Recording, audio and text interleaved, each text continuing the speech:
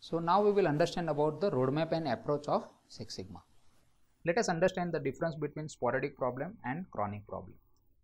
To understand this, we take an example of an online shopping company. In online shopping companies, many times customers return the goods if they are not satisfied with the goods, or they feel that the product which was delivered to them is something different than what they wanted, or there can be other reasons also. Maybe the packaging is not correct or the product is damaged, and there can be so many other reasons. Usually we know that in this kind of scenario, the cost of the goods return is bared by the company. So this is a chronic waste to the company. Let us assume that this company is monitoring the percentage of the goods returned every month, and this is on an average 3%. So in this chart, if you see, there is a trend chart of on monthly basis what is the percentage of the goods returned, and as we know that exactly it cannot be 3% every month, so there will be some fluctuation. So some month it is high, maybe more than 3% also, some month it may be low, less than 3% also, but on an average it is 3%. You can also notice here that a particular month percentage of the goods returned has increased drastically. We call this problem as a sporadic spike. So this is a sporadic spike, or we can also say it's a sporadic problem.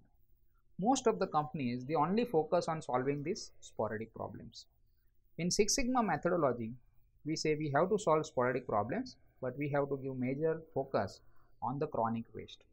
So, or the status quo. Here at present, if you see the status quo, which is around 3% on an average, this is not acceptable to the company, because company is losing money into this, the profit is getting eroded. So this is called a sporadic waste or cost of poor quality. So in Six Sigma methodology, we deal with this chronic waste. In Six Sigma methodology, we don't just focus on sporadic problems and getting them to the normal level. We change the status quo and we bring the status quo to the new level. So as you can see here in this chart, that the chronic waste, which is on an average 3%, let's say it has been brought down to 1% now, and now it is operating at on an average 1% level. So this company has significantly reduced the chronic waste, and not only they have reduced, but they are also sustaining the performance. And another thing that we notice here is that the change in the status quo is significant. That is why we also call this as a breakthrough improvement. So when we say breakthrough improvement, means a significant change in the status quo. So this is the situation after Six Sigma. Let us understand the difference between sporadic problem and chronic problem in detail. By nature, sporadic problem requires a control measure to solve them, whereas chronic problems require improvement project. What is the definition of project? We all know that project is any activity which is temporary in nature, which has a start date and an end date. So in Six Sigma also, we identify this as a project. When we say this is an improvement project, means we have start date and we have an end date for solving this particular problem. That is the first philosophy. The second thing, sporadic problems are dramatic, immediate attention gainer, whereas chronic problems are not dramatic, they have a long-term effect. As you saw, because chronic problems are the status quo which is not acceptable to the company, it has a long-term effect. But as sporadic problems have a short span and they are dramatic. Dramatic because everyone will get the attention towards the sporadic problem. If there is suddenly something happens in your company, then everyone talks about it. It becomes a talk of the town. But what we need to do is we need to equally focus on the chronic problems. Sporadic problems can be solved with routine improvements like a simple PDCA or 7 quality tools or something like that, whereas chronic problems require breakthrough improvement projects, as we explained in the earlier video. Sporadic problem can be solved immediately. As we discussed, chronic problem is required project approach.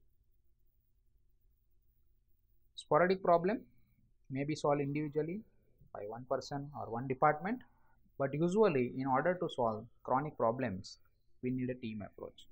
Say for example, if that online shopping company wants to solve the problem, if they want to reduce the percentage of the returned goods from 3% to less than 1%, they may have to work with various functions in the organization. Let's say for example, logistic department, the operation department, the order receiving departments, and all other functions have to come together to solve that particular problem. So usually a chronic problem, if you want to solve, we need a cross-functional team approach. Sporadic problems, usually the savings are less, but chronic problems, usually savings are huge. Why huge? Because there are chronic problems are repeating in nature, it happens again and again. To understand the difference of sporadic problem and chronic problem, we can also take an example of our day-to-day life. Let's say there is a patient who has a problem of diabetes. Now diabetes doesn't happen for one day, it's a long-term effect. So that is why this kind of problems are called chronic problems or chronic illness. But on the other side, let us say you have some cough and cold which can be cured within 7 days, and it's a simple disease and it doesn't have a long-term effect. It can be cured immediately with some homemade medicines also you can get cured. So these are called sporadic problems. In Six Sigma methodology, we mainly work on chronic problems and we solve the chronic problems and do the breakthrough